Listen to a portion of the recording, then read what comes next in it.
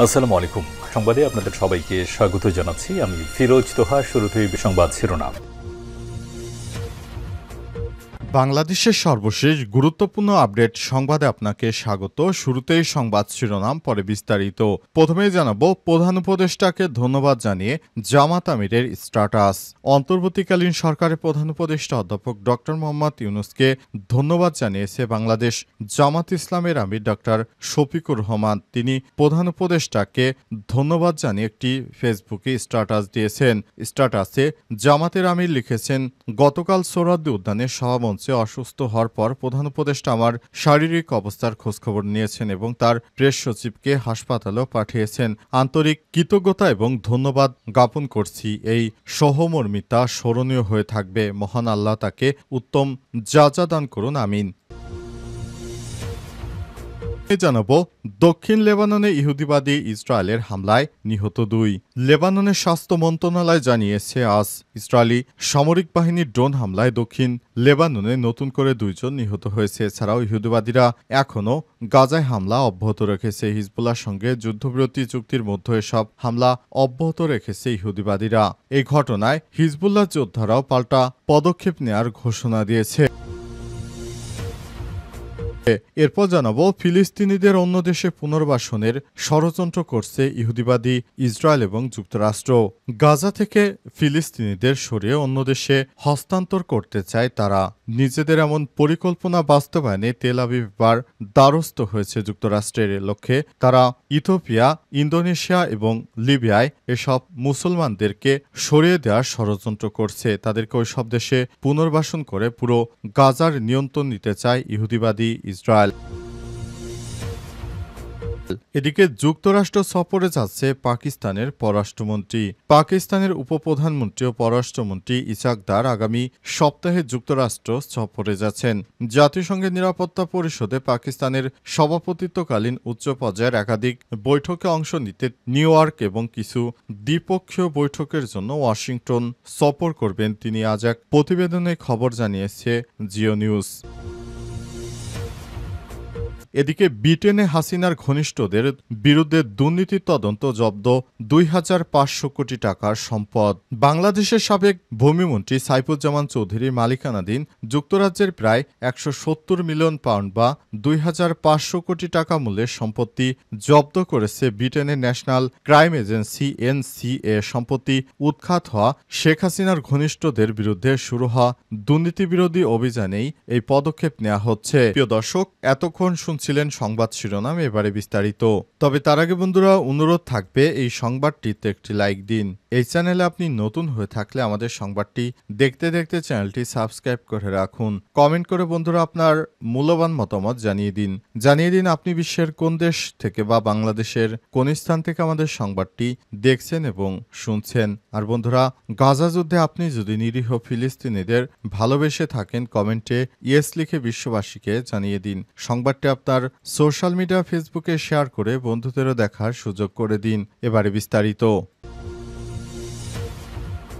প্রধান উপদেষ্টাকে ধন্যবাদ জানিয়ে জামাত আমিরের স্ট্যাটাস।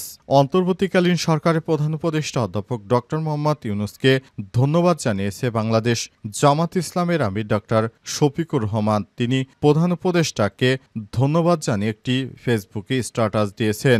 স্ট্যাটাসে জামাতের আমির লিখেছেন, গতকাল সোহরাওয়ার্দী উদ্যানের সভামঞ্চে অসুস্থ হওয়ার পর প্রধান উপদেষ্টা আমার শারীরিক অবস্থার খোঁজখবর নিয়েছেন এবং তার প্রেস সচিবকে হাসপাতালেও পাঠিয়েছেন।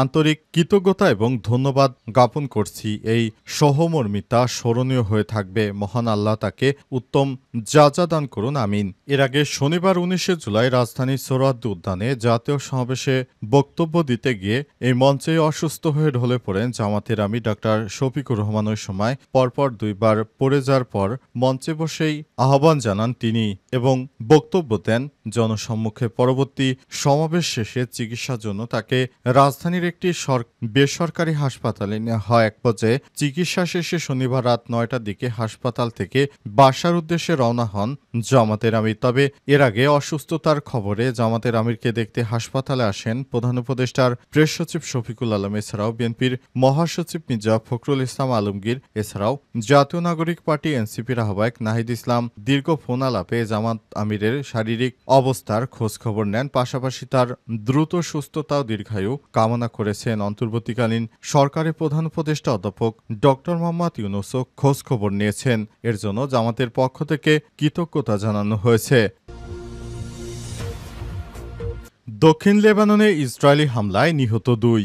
লেবাননের স্বাস্থ্য মন্ত্রণালয় জানিয়েছে, আজ ইসরায়েলি সামরিক বাহিনীর ড্রোন হামলায় দক্ষিণ লেবাননে 2 জন নিহত হয়েছে। হিজবুল্লাহর সঙ্গে যুদ্ধবিরতি চুক্তির মধ্যে সব হামলা অব্যাহত রেখেছে দখলদার ইসরায়েলি বাহিনী। মন্ত্রণালয়ের বিবৃতিতে বলা হয়েছে, খিয়াম শহরে ইসরায়েলি একটি ড্রোনের হামলায় 1 জন নিহত হয়েছে। অন্যদিকে দক্ষিণ লেবাননেরই ইউহমর আল সাকিব এলাকায় একটি মোটরসাইকেলকে লক্ষ্য করে চালানো হামলায় আরেকটি হত্যাকাণ্ড ঘটিয়েছে ইহুদিবাদী ইসরায়েল। লেবাননে রাষ্ট্রবার্তা সংস্থা ন্যাশনাল নিউজ এজেন্সি এনএএ জানিয়েছে, খিয়ামে নিহত ব্যক্তি ছিলেন একজন সাধারণ নাগরিক, যিনি একটি বড় বাড়ির ছাদে প্লাম্বিংয়ের কাজ করছিলেন।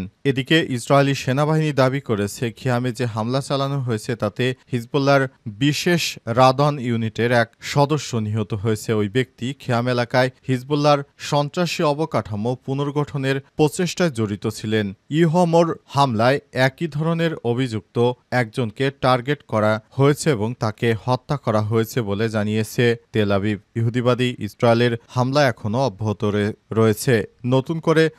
নতুন জায়গায় তারা হামলা চালিয়ে নিরীহ ফিলিস্তিনিদেরকে হত্যা করছে ইহুদিবাদী ইসরায়েলের সেনারা। ফিলিস্তিনিদের অন্য দেশে পুনর্বাসনের পরিকল্পনা করছে ইহুদিবাদী ইসরায়েল।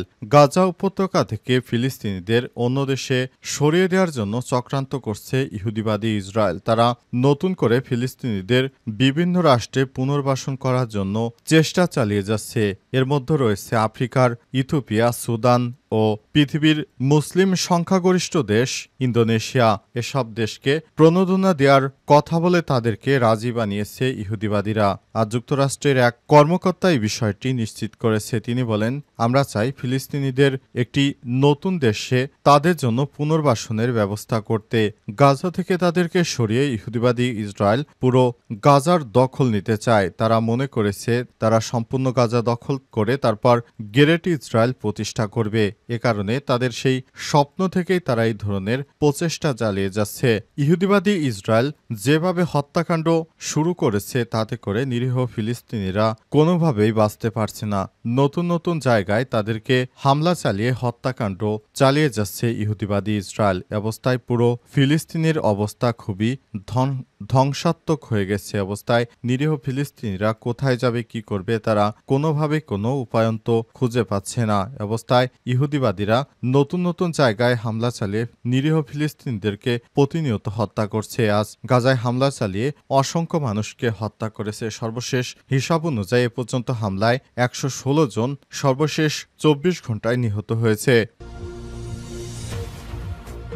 যুক্তরাষ্ট্রে সফরে যাচ্ছে পাকিস্তানের পররাষ্ট্রমন্ত্রী। পাকিস্তানের উপপ্রধানমন্ত্রী ও পররাষ্ট্রমন্ত্রী ইসাক দার আগামী সপ্তাহে যুক্তরাষ্ট্র সফরে যাচ্ছেন। জাতিসংঘ নিরাপত্তা পরিষদের পাকিস্তানের সভাপতিত্বকালীন উচ্চ পর্যায়ের একাধিক বৈঠকে অংশ নিতে নিউ ইয়র্ক এবং কিছু দ্বিপক্ষীয় বৈঠকের জন্য ওয়াশিংটন সফর করবেন তিনি। আজ এক প্রতিবেদনে খবর দিয়েছে জিও টিভি। নিউ ইয়র্ক নিরাপত্তা পরিষদের সভাপতিত্বকালীন বহুপাক্ষিক ও শান্তিপূর্ণ উপায়ে বিরোধ নিষ্পত্তির মাধ্যমে আন্তর্জাতিক শান্তি ও নিরাপত্তা রক্ষার উপর একটি উন্মুক্ত উচ্চ পর্যায়ের বিতর্ক সভার সভাপতিত্ব করবেন দার। পাকিস্তানের পররাষ্ট্র মন্ত্রণালয়ের এক বিবৃতিতে জানিয়েছে, এই বিতর্কের লক্ষ্যে বহুপাক্ষিতা শক্তিশালী করা এবং পাকিস্তানের শান্তিপূর্ণ উপায় বিরোধ নিষ্পত্তির জন্য একটি কূটনৈতিক মধ্যস্থতা জোর করতে হবে। এছাড়াও তিনি নিরাপত্তা পরিষদের মধ্যপ্রাচ্যের পরিস্থিতি ও ফিলিস্তিনিদের প্রশ্ন নিয়ে ত্রৈমাসিক উন্মুক্ত বিতর্ক সভারও সভাপতিত্ব করবেন। তিনি জাতিসংঘের নিরাপত্তা পরিষদে একটি উচ্চ পর্যায়ের ব্রিফিংয়ে সভাপতিত্ব করবেন, যেখানে জাতিসংঘ ও ইসলামী সহযোগিতা সংস্থা ওআইসি এর মধ্যে সহযোগিতা বাড়ানোর উপায় নিয়ে আলোচনা করা হবে। আন্তর্জাতিক শান্তি ও নিরাপত্তা রক্ষায় ওআইসি এবং জাতিসংঘের সহযোগিতা বাড়ানোর পাকিস্তানের প্রচেষ্টার অংশ হিসেবে এই বৈঠক অনুষ্ঠিত হচ্ছে।